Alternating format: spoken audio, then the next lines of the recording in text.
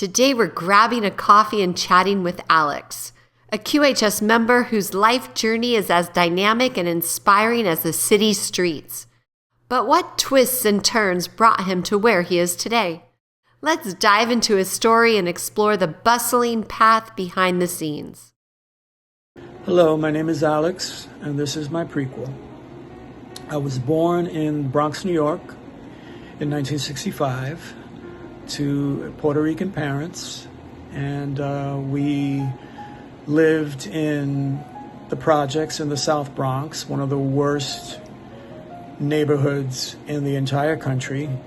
The projects are basically government housing, where the majority of families are on assistance of some kind, or at least one of the parents in the household is on assistance, like food stamps or welfare.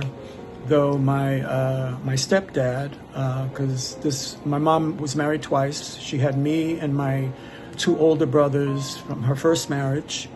And then at the age, when I was 3 years old, my mom remarried my stepdad. And then they had 3 children about 6 years after I was born. So I grew up in the South Bronx in a very dysfunctional household. My stepfather was very abusive, very cold, not very loving, and him and my mom fought all the time. And they weren't particularly religious at all. And then when I was about 7 years old, they became Jehovah's Witnesses. And from that point on, there was no more Christmas celebrating, no more birthday celebrating. It was rough. It was rough. And when I finally reached high school age, I knew I didn't want to be a Jehovah's Witness. And even though I wasn't allowed to have friends that weren't in the religion, I still did, and I kind of kept my friendships. You know, I never brought any friends home from school or anything. And, you know, in high school, I went to a very diverse high school in Manhattan, which is a subway ride from the Bronx. So the Bronx is basically a suburb outside the island of Manhattan. So I would take the subway into school. And when I started taking the subway into school, I had never been to Manhattan. I saw a different world. I saw a diverse world of people, of cultures, of people that didn't live in dysfunctional homes and were open-minded. And I realized that I didn't want to be a Jehovah's Witness. So one day I came home from school and I very defiantly told my parents that I did not want to be a Jehovah's Witness. I did not believe in their teachings. And that didn't go well. So let's see, I was in the 9th grade. 15 years old. And I defiantly said, I will not be a Jehovah's Witness. And my parents were very prejudiced people. They were prejudiced of other races. They were prejudiced of other religions. They were very closed-minded, and they kicked me out on the street that day. They kicked me out on the street. And I was a homeless kid for quite a while. I still went to school every day because I got free breakfast and free lunch. So some friends at school kind of helped me out and let me sleep on their couch and, you know, would give me a little bit, or the parents of my friends would give me a little bit of pocket money so I could at least get on the subway. Because sometimes I would have to sneak on the subway. I could have got arrested, but I never did because I didn't have any money. And but I eventually, after about a year of living homeless like that, I was recommended to a shelter called the Covenant House in New York City. And it's a shelter for troubled youth where they can get you help, assistance. So I was able to get into foster care, and I finished out high school. My sophomore, junior, and senior year in high school, I lived in a group home with other teenage kids. And then I was actually the only one in that group home that graduated high school. All the other kids in that home they were like truants. They didn't go to school. They were just getting high and smoking weed. And I went to school every day because I knew at the age of 19, I would age out and I would have to, that's when they have to let you go. After the age of 19, you can no longer be supported by the system. And I saw ahead. I said, okay, I gotta have a diploma so I can get a job when I get out of here. And so I graduated high school, valedictorian. Immediately started. I got a job as a bookkeeper in a corporate office, and that's how I kind of worked my way up. I have a very senior position at a public accounting firm now. And I never even went to college. I basically started at the bottom in my early 20s. And so I've been in the finance industry all these years, my entire career. And but my 20s were good. The only health condition I had was I had a skin condition I found out called seborrheic dermatitis, which is a scaling of the skin and dry. My body produces no moisture other than, I do sweat if I get really hot, but there's no moisture. The skin scales and cracks. It's very itchy. I get it on my face. It's like a bad sunburn.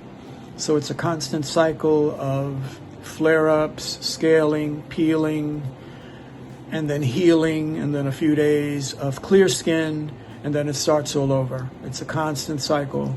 And that started when I was maybe about 19, and then it got worse through my 20s. And there's not really anything that can be done about it.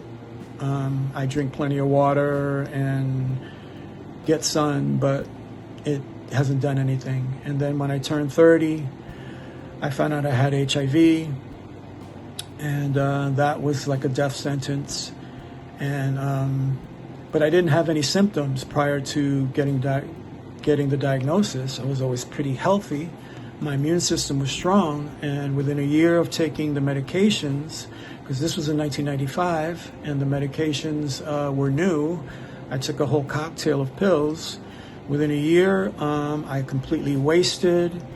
My testosterone production shut down, and I lost all subcutaneous fat, and all my veins were visible through my skin on my whole body, because my skin had become so thin, because since I didn't have a fat layer, which was just very embarrassing. So to this day, I'm just covered in, it's like you could see my whole circulatory system when I don't have clothes on.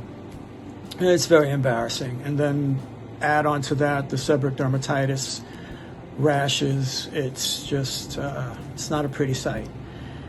And, but those were the only complications that I had were from the medications, as opposed to, I never actually developed AIDS complications.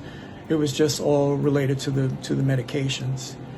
And then by the time I hit 40, I started to have severe lower back pain, and realized through my 40s that I was suffering from degenerative discs in my lower back, and through the years it has gotten very, very painful. And it's really bad, the pain I'm in.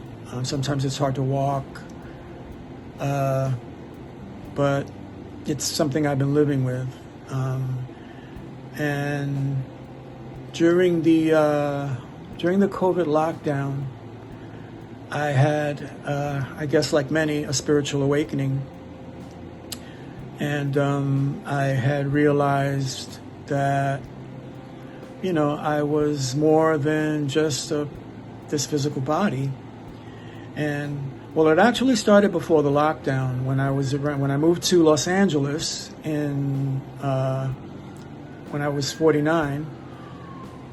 That someone had recommended the movie The Secret, And that awoke me to the law of attraction and the power of vibration.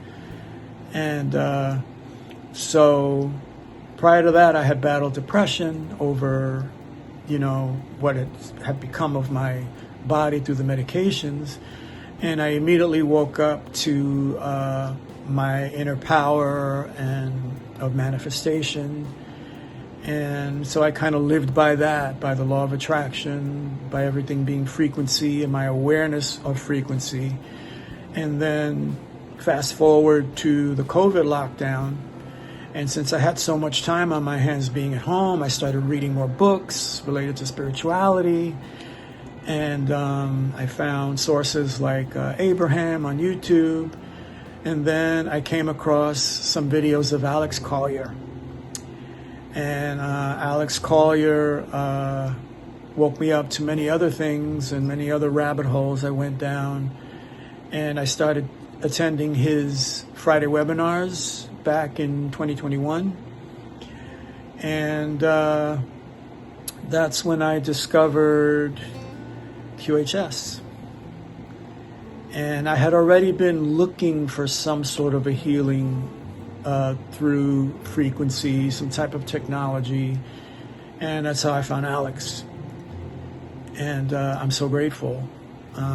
Through him, I found QHS, and I became a member in April of 2023.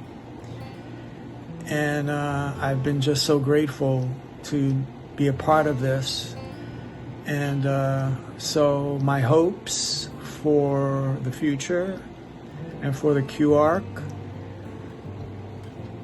I am very excited, and I'm just hoping that the QArc can cure me of the HIV, and it can restore my body and heal my spine where I have the issues with the degenerative discs.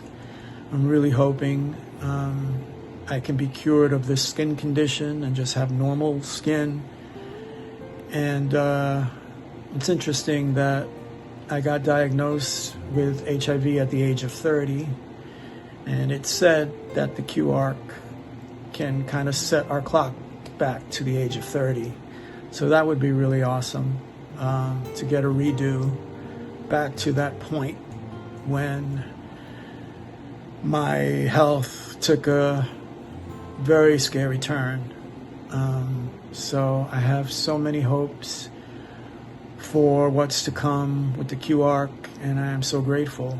So I am really excited to see what happens.